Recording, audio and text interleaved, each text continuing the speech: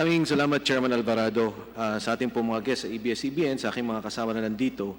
Una po sa lahat, gusto ko lang pong linawin na wala naman pong pro o anti dito, Mr. Chairman. Importante lang po na tanungin namin ang tamang mga tanong, malaman namin ang katotohanan, at batay po doon bumoto kami. Sa inyong po mga presentasyon at doon sa mga isyong nailagak dito sa komite, pwede hong nagkamali kayo. But does it require a rescission of the franchise? Pwede po bang yun ang maging batayan ng hindi pagre-renew? Pwede rin pong ito rin na maging batayan na sabihin ng mga miyembro ng komite na wag i-renew dahil ganito ang naging ginawang violation. Pero importante po sa amin na tanungin ang ating mga applicant, ang ABS-CBN Corporation, para malinawan po tayong lahat. Alam mo natin na ang kalagahan ng inyong trabaho, ng inyong negosyo. Hindi lang po negosyo yan. Siya po ang nagbibigay ng kultura, siya po ang nagbibigay ng impormasyon at kaisipan sa ating mga mamamayan at higit sa lahat sa ating mga kabataan. Gusto ko rin pong sabihin, and yeah, if I may make the presentation, Mr. Chairman, napaka-komplikado po ng usapin nitong PDRs. Hindi ho ganun kasimple. At sa akin pong maliit na presentasyon, at siguro sa ating mga tanungan, malinawan natin talaga. Pero pagpaumanin niyo ho, dahil ako po may konklusyon sa aking ginawang pag-aaral at sa aking presentasyon ngayong hapon. Next slide, please. Yung ating pong konstitusyon, which you mentioned, Attorney Del Castillo, dalawa pong bagay ang sinasabi niya, ownership and management. Yan pong dalawang bagay na kanyang tinitingnan sa isang korporasyon. Higit sa lahat sa mass media, 100% ang ownership wholly owned by Filipinos. Ibig sabihin nyo, kahit gatiting, hindi pwedeng magkaroon ng ownership ang dayuhan. Sa ating pong mga tahanan, no, meron ho ding control at ownership. Yung ownership, pag-aari yung mag-asawa, yung bahay. Pero yung control, kay misis. Dito, hindi naman pinag-uusapan mismo ang control. Because the cases you mentioned about Herbosa and Roy, the case you mentioned about Gamboa, were all talking about the 60-40 relationship and they were talking about control. So pinag-aralan po nila. They were studying the common preferred shares and now it affected the voting, the beneficial ownership of the corporation. So ibang po naman ang usapin ng ownership. Yun lang po ang pinag-uusapan natin dito. Dahil sa palagay ko naman, sa control, wala naman po sigurong ganong lumabas o naging epekto. But let us see. Ang PDRs po ay pagtatago sa tunay na pagmamayari ng dayuhan. Next slide, please. Ano po ba ang depository receipt? Ang sabi po niya, katulad na banggit niyo, matagal na po ito. Meron pong American Depository Receipts, Depository, yan po yung sinasabi nila. Meron pong GDR, German Depository Receipts, Global Depository Receipts. Ang kaibahan dito sa Pilipinas, nung ginawa po ito, at matagal pong hindi ginawa sa Pilipinas po, dahil may ownership restriction, hindi nila alam paano ipoporma ang depository receipts. At nangyari lang po ito, ng katulad ng binanggit nyo, na magsimula itong 1999 nang ito po yung isinagawa ng ABS-CBN at ng iba pang kumpanya na gumawa ng depository receipts. Ito po ay negotiable security which represents ownership, interest, and securities of a foreign issuer, typically trading outside its home market. A PDR represents a share in a company which gives the owner the right to all the dividends due and shares of stock acquired. Ang ibig pong sabihin, ang lahat ng kita ng PDR pupunta doon sa may hawak ng PDR. Ang PDR po, ito po yung kinyo pong Philippine Depository Certificate. Ang nakalagay po dito sa inyong Philippine Depository Certificate, one existing share of ABS Broadcasting Corporation is equal to 1 PDR. Andito po, nakasabit po sa amin sa inyong komite. Pwede yung bumalik yung slide? Parang nauna. So, hindi po pwedeng ibenta o bilhin ang PDR kung hindi gustong ibenta ng may-ari. Ang ibig sabihin po, para lang humaliwanagan yung ating mga nanonood, sa palengke ho, may rights. Sa palengke, yung nagbebenta, pwede niyang ibenta yung rights niya. Umabot po yan ng 100,000, minsan milyon pa. Yung kita sa rights niya, pumupunta doon po sa nagbebenta sa palengke. Pero yun nga po, walang titulo. Dito po sa PDR, nakasabay po ito sa isang titulo. Wala siya sa pangalan ng titulo, pero siya ang nagmamay-ari ng titulo. 1 ABS-CBN broadcasting share is equal to 1 PDR. Sa palengke, rights, walang titulo, pero yan po, ganyan ang nagiging usapin sa kita at pagmamay-ari. Next slide, please. Yung pong binanggit niyo, tama po kayo. Ang ABS-CBN Corporation ay kaiba sa ABS-CBN Broadcasting Corporation. At ang kumpanya po ng ABS-CBN Holdings Corporation ay ang pagbibenta ng PDR. So pag tinignan po ang ABS-CBN na kumpanya, ang may-ari ABS-CBN Holdings Corporation. Next slide. Ang ABS-CBN Holdings Corporation po, 50% pagmamay-ari ng Lopez Inc. At iba pang mga direktor at opisyalis nito. Yan po ay galing sa inyong webpage. Next slide, please. Yan din ho, galing sa Philippine Stock Exchange, na ang sinasabi po niya na ang ABS-CBN Broadcasting ay owned by Lopez Inc. At ito po ay kasama dito ang negosyo ng pagbibenta ng PDR.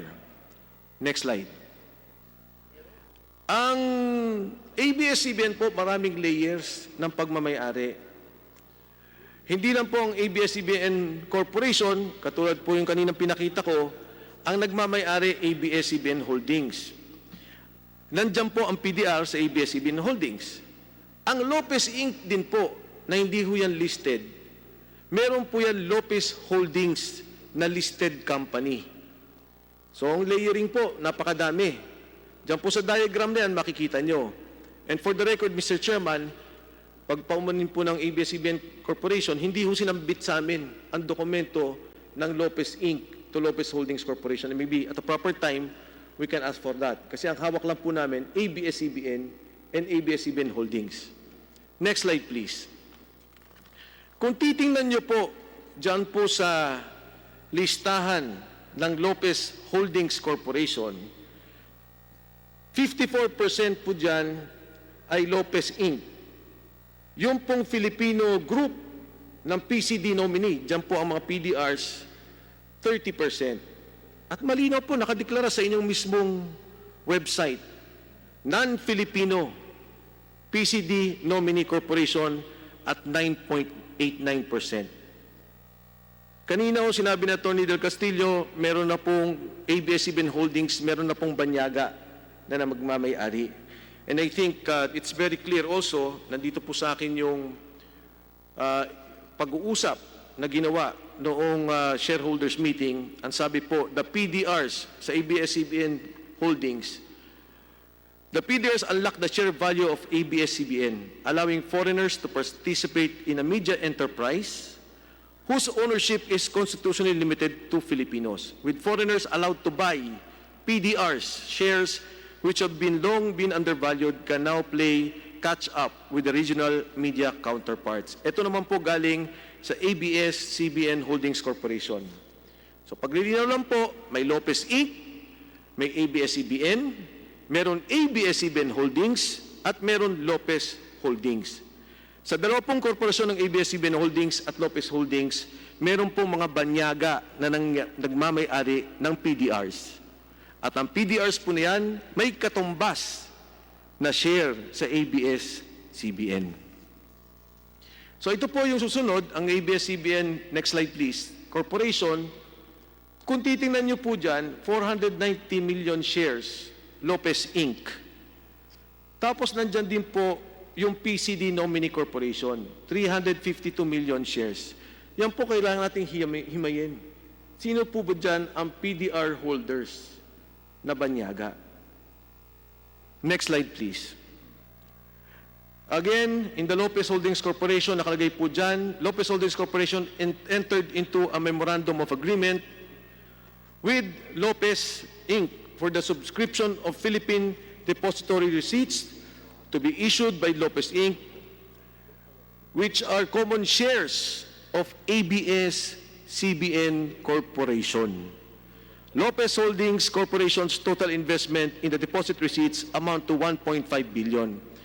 Kaya pag puman niyo po, Attorney Del Castillo, medyo i-debunk ko lang po yung binanggit niyo kanina, there is an actual share in Abs-Cbn Corporation.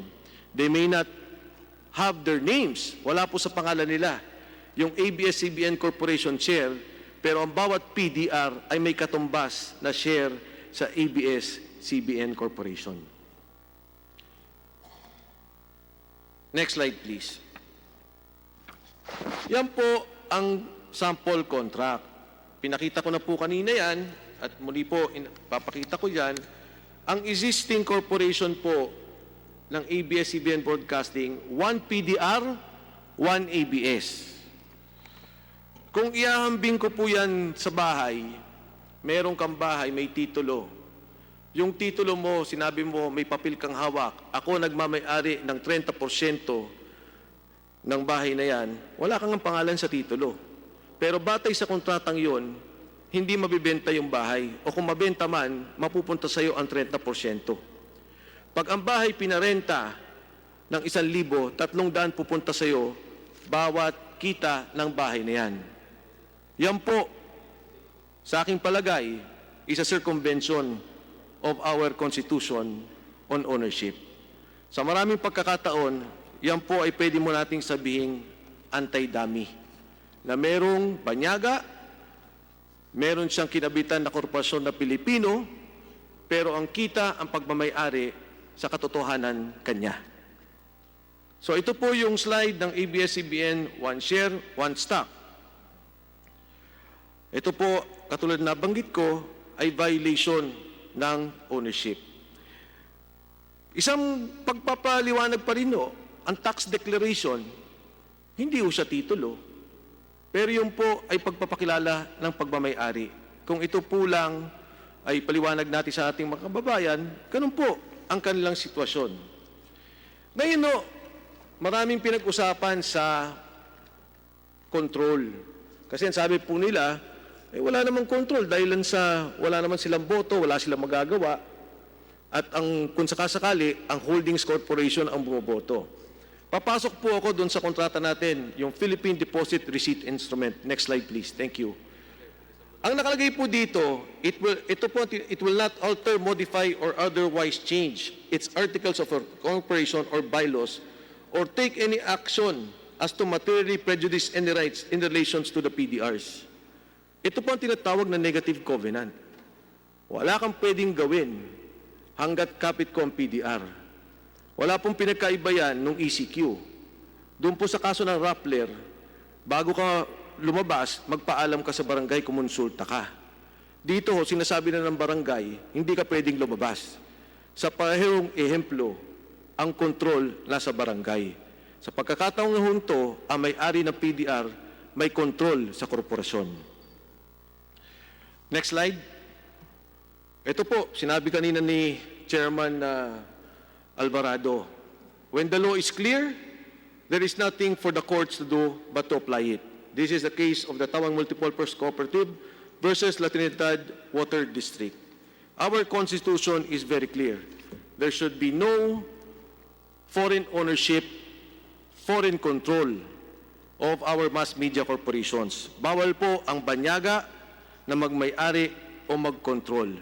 At yan po, malinaw na malinaw, at hindi po natin pwedeng palusutan. Last slide po. What cannot be done directly cannot be done indirectly. If acts that cannot be legally done directly can be done indirectly, then all laws would be illusory. Pagpaingman niyo ho, kahit isang patak, kahit gabuti lang ng pagmamay-ari, hindi pwede. Kahit na ano pong layering ng korporasyon, pag may lumabas na isang banyaga at pumasok yan sa Abs-Cbn Corporation, hindi ho pinapayagan. Hindi ho pinapayagan ang direktang pagmamayari. At pagpamanin niyo, Atty. Del Castillo, ang PDR po ay isang pagpapalusot ng pagmamayari ng banyaga. Maraming salamat, Mr. Chairman. Thank you so much.